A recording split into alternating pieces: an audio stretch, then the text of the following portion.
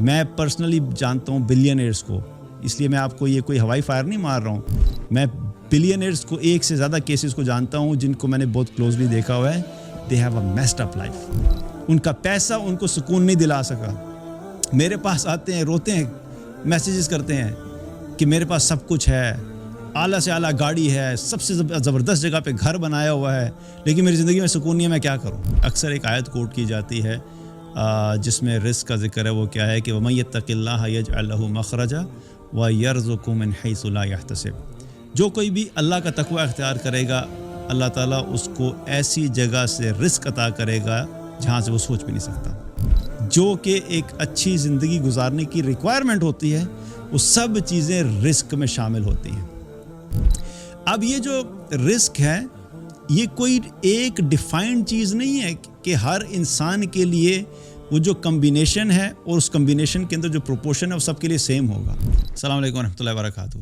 ایک بڑا ہی common question ہے جو کہ بہت سے لوگ پوچھتے ہیں، اور اکثر جب میں لیکچرز دیتا ہوں اور لیکچرز اپلوڈ ہوتے ہیں، اور خاص طور پہ جب رزق سے متعلق کوئی لیکچر ہوتا ہے اور اس میں یہ بات کی جاتی ہے کہ نیک اعمال کرو، اللہ کا تقوی اختیار کرو تو اللہ تعالیٰ تمہارے رزق کو بڑھائے گا. تو اس بات کو سننے کے بعد بہت سے لوگ یہ کمنٹ کرتے ہیں، سوال اٹھاتے ہیں کہ جی آپ یہ کہتے ہیں کہ تم نیک اعمال کرو، اللہ کی فرما برداری کرو، تقوی اختیار کرو تو اللہ جو ہے وہ تمہیں مال دے گا، لیکن ہم یہ دیکھتے ہیں کہ جو گناہ گار لوگ ہیں ان کے پاس مال زیادہ ہے اور جو نیک لوگ ہیں ان کے پاس کم ہے. تو یہ آپ لوگوں کو کیا بیوقوف بنا رہے ہیں؟ تو بات یہ ہے کہ سب سے امپورٹنٹ چیز سمجھنے کی ہے اس میں کہ جب ہم کوئی سوال اٹھا رہے ہوتے ہیں تو ہمیں اپنے الفاظ کے بارے میں بہت غور کرنا چاہیے کہ ہم کیا لفظ استعمال کر رہے ہیں. کیونکہ اللہ تعالیٰ جب قرآن میں کوئی آیت بیان کرتا ہے تو وہ ایک ایک لفظ جو ہوتا ہے اس آیت کا، اس کا معنی بڑا امپورٹنٹ ہوتا ہے. اگر اس ایک لفظ کے معنی کو آپ چینج کر دیں گے تو آپ کی ساری انٹرپریٹیشن چینج ہو جائے گی. اب یہ جو سوال اٹھایا جاتا ہے، یہ میں اس سوال پہ آنے سے پہلے آپ کو بتاتا ہوں کہ اکثر ایک آیت کوٹ کی جاتی ہے جس میں رزق کا ذکر ہے. وہ کیا ہے کہ وَمَن يَتَّقِ اللَّهَ يَجْعَل لَهُ مَخْرَجًا وَيَرْزُقْهُ مِنْ حَيْثُ لَا يَحْتَسِبُ. جو کوئی بھی اللہ کا تقوی اختیار کرے گا، اللہ تعالیٰ اس کو ایسی جگہ سے رزق عطا کرے گا جہاں سے وہ سوچ بھی نہیں سکتا. اب جب یہ آیت بیان کی جاتی ہے تو یہ سوال اٹھتا ہے کہ آپ کہتے ہیں جی کہ نیکی کرو، تقوی اختیار کرو تو اللہ تمہارے مال کو بڑھا دے گا. اب یہاں پہ ایک چیز امپورٹنٹ ہے، سوال جو کیا جاتا ہے وہ کیا ہے؟ اس سوال میں وہ ان کا مائنڈ جو ہے وہ کس چیز کو دیکھ رہا ہوتا ہے؟ مال کو دیکھ رہا ہوتا ہے. جبکہ اللہ نے اس آیت میں مال کا ذکر نہیں کیا، رزق کا ذکر کیا ہے.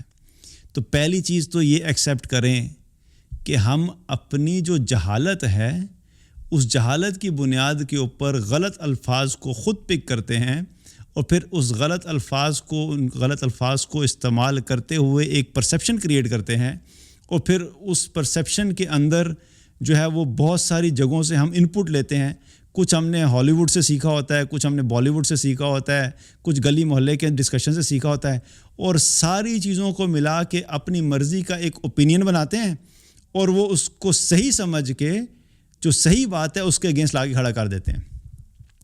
تو یہ بہت بڑی جہالت ہے. پہلے یہ ایکسیپٹ کریں کہ اللہ نے ہمیں اسی لیے جاہل کہا ہے. وَقَانَ الْإِنسَانَ جَهُولًا. اللہ نے کہا کہ بے شک انسان بڑا جاہل ہے. اس کی وجہ یہ ہے کہ سوچے سمجھے بغیر جو وہ بات کر لیتا ہے. تو اس ڈفرینس کو انڈرسٹینڈ کریں. اللہ تعالیٰ جب بھی رزق کی بات کرتا ہے تو رزق کا مطلب یہ نہیں ہوتا کہ اللہ مال کی بات کر رہا ہے.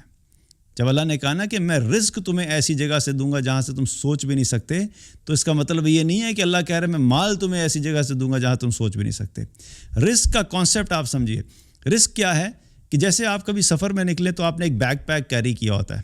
بیگ پیک جو ہوتا ہے آپ کا، جو اس میں زیادہ رہا ہوتا ہے، اس کے اندر آپ کے پاس کچھ کھانے کی چیزیں ہوں گی، پانی ہوگا، جوسز ہوں گے، سونے کے لیے بیگ پیک ہوگا، ٹارچ ہوگا، جو بھی سفر کے لیے چیزیں چاہیے ہوتی ہیں وہ سب اس کے اندر ہوتی ہیں. اب جب آپ کسی کو کہتے ہیں کہ یہ بیگ پیک لے جاؤ تو اس کا مطلب ہوتا ہے اس میں سب چیزیں شامل ہیں. لیکن اگر آپ کسی کو سفر پہ جاتے ہوئے صرف ایک کھانے کا ڈبہ پکڑا دیں اور کہیں بھئی یہ کھانا لے جاؤ، تو آپ اس کو یہ نہیں کہیں گے کہ آپ مجھے بیگ پیک دے رہے ہیں جس میں ساری چیزیں ہیں. تو کھانا اٹ سیلف ایک چیز ہے جو پورے بیگ پیک کا حصہ ہے. اسی طریقے سے جو مال ہے وہ رزق کی جو ڈیفینیشن ہے اس کے اندر مال بھی آتا ہے, اس کے اندر اولاد بھی آتی ہے, اس کے اندر گھر بھی ہے, اس کے اندر اچھی زندگی بھی ہے, اس کے اندر جو ہے وہ پرسکون اور اطمینان والی لائف ہے, اس کے اندر ریلیشن شپس ہیں, اس کے اندر علم ہے, اس کے اندر شعور ہے, اس کے اندر سوچ ہے, اس کے اندر انسان کی زندگی گزارنے کی ہر وہ چیز جو کہ ایک اچھی زندگی گزارنے کی ریکوائرمنٹ ہوتی ہے, وہ سب چیزیں رزق میں شامل ہوتی ہیں. اب یہ جو رزق ہے یہ کوئی ایک ڈیفائنڈ چیز نہیں ہے کہ ہر انسان کے لیے وہ جو کمبینیشن ہے اور اس کمبینیشن کے اندر جو پروپورشن ہے وہ سب کے لیے سیم ہوگا. اللہ سبحانہ تعالیٰ نے ہر انسان کو مختلف بنایا ہے, یونیک بنایا ہے, اور ہر انسان کی سچویشن کو بھی یونیک بنایا ہے. ہر انسان کو کوشش یہ کرنی ہوتی ہے کہ وہ اپنے حالات میں رہتے ہوئے جو بیسٹ پاسبل کمبینیشن رزق کا اچیو کر سکتا ہے اس کو وہ کرنے کی کوشش کی جائے. ہو سکتا ہے کہ کوئی ایسا شخص ہو جس کے پاس مال بہت زیادہ ہے لیکن اس کا ریلیشن شپس جو ہیں وہ اتنے اچھے نہیں ہیں, لیکن اس کی جاب اچھی چل رہی ہے اور اس کے پاس اولاد بھی ہے, اس کے پاس گھر بھی ہے, باقی بہت ساری چیزیں اچھی ہیں لیکن ریلیشن شپ میں تھوڑا سا ہلکا ہے. تو اب اس کا جو رزق کا پیکیج ہے اس سارے پیکیج کے اندر باقی ساری چیزیں بالکل ٹھیک ہیں, لیکن جو ریلیشن شپ والا حصہ ہے جو میاں بیوی کا آپس کا تعلق ہے اس میں تھوڑا مسئلہ ہے, اس کی وجہ سے اس کی زندگی میں بے چینی ہے, بے سکونی ہے, بے اطمینانی ہے. تو اس کے جو رزق کے پیکیج میں سے جو ریلیشن شپ والا ایسپیکٹ ہے وہ سفر کر رہا ہے. تو اب اس کو یہ نہیں کہا جائے گا کہ بھئی آپ کو ہم مال اور دے دیتے ہیں, آپ کو مال کی وجہ سے آپ کا ریلیشن شپ ٹھیک ہو جائے گا. ریلیشن شپ کے جو ایشوز ہیں وہ ان کو ایڈریس کرنے سے ٹھیک ہوگا, وہ مال سے ٹھیک نہیں ہوگا. اسی طریقے سے کوئی شخص ایسا ہے جس کے ریلیشن شپ بہت اچھا ہے, اولاد بھی ہے, گھر جو ہے اس کا بہت چھوٹا سا ہے, مال اس کے پاس بہت زیادہ نہیں ہے, لیکن پرسکون زندگی گزار رہا ہے اور اطمینان والی زندگی گزار رہا ہے. اب اس کے پاس مال زیادہ نہیں ہے, لیکن جب اس کی اوور آل رزق کی ڈیفینیشن دیکھیں گے تو اللہ تعالیٰ نے اس کو ایسا رزق دیا ہوا ہے جس میں وہ اطمینان سے زندگی گزارے اور مطمئن ہے. تو رزق کا مطلب کبھی بھی یہ نہیں ہوتا کہ صرف مال ہے. مال رزق میں سے ایک کمپوننٹ ہے, اور صرف اس کے زیادہ یا کم ہونے کی بنیاد کے اوپر یہ فیصلہ نہیں کیا جا سکتا ہے کہ کوئی شخص کامیاب ہے یا ناکام ہے. اور یاد رکھیے کہ یہ جو ہمارے ہاں ایک مسکنسیپشن ہے کہ مال جو ہے وہ ہر چیز کو خوشی دیتا ہے. میں تو اکثر وہ لیکچر بھی سن رہا ہوتا ہوں تو وہ مجھے ہنسی آتی ہے کہ وہ پیسے کو اس طریقے سے پروموٹ کیا جا رہا ہوتا ہے کہ جیسے جس نے پیسہ نہیں کمایا اس نے زندگی ہی نہیں گزاری. میں اس چیز کے بارے میں ڈینائی نہیں کر رہا کہ ہمیں پیسہ نہیں کمانا چاہیے, بلکہ میں اس چیز کا بڑا اسٹرانگ ایڈوکیٹ ہوں کہ بحیثیت مسلمان ہمیں فائنینشلی اسٹرانگ ہونا چاہیے, لیکن ڈفرینس کو انڈرسٹینڈ کرنا چاہیے. اللہ سبحانہ تعالیٰ نے مال جو ہے وہ پوری زندگی گزارنے میں سے صرف ایک چیز رکھی ہے. آئی پرسنلی نو پیپل جو بلینئرز ہیں, لیکن میں ان کی زندگیوں کو جب دیکھتا ہوں تو مجھے افسوس ہوتا ہے کہ وہ کس قسم کی لائف گزار رہے ہیں, میزریبل لائف. یہ جو بہت سے لوگ سمجھتے ہیں نا کہ پیسے سے سب ٹھیک ہو جاتا ہے, پیسے سے سب چیزیں ٹھیک نہیں ہوتی ہیں. کچھ ٹھیک ہوتی ہیں, کچھ ٹھیک نہیں ہوتی ہیں. میں پرسنلی جانتا ہوں بلینئرز کو, اس لیے میں آپ کو یہ کوئی ہوائی فائر نہیں مار رہا ہوں. میں بلینئرز کو ایک سے زیادہ کیسز کو جانتا ہوں جن کو میں نے بہت کلوزلی دیکھا ہوا ہے. They have a messed up life. ان کا پیسہ ان کو سکون نہیں دلا سکا. میرے پاس آتے ہیں, روتے ہیں, میسیجز کرتے ہیں کہ میرے پاس سب کچھ ہے, اعلیٰ سے اعلیٰ گاڑی ہے, سب سے زبردست جگہ پہ گھر بنایا ہوا ہے, لیکن میری زندگی میں سکون نہیں ہے, میں کیا کروں؟ تو میں ان کو یہ سمجھاتا ہوں کہ تم جہاں سکون ڈھونڈ رہے ہو, پیسے کے پیچھے بھاگے جا رہے ہو, تھوڑا بریک تو لگاؤ. پیسہ کماؤ, پیسہ کمانے سے روک نہیں رہا ہوں, لیکن پیسے میں سکون نہیں ہے. اللہ نے مال میں سکون نہیں رکھا, اللہ نے رزق حلال میں سکون رکھا ہے. اللہ نے بیلنس لائف میں سکون رکھا ہے.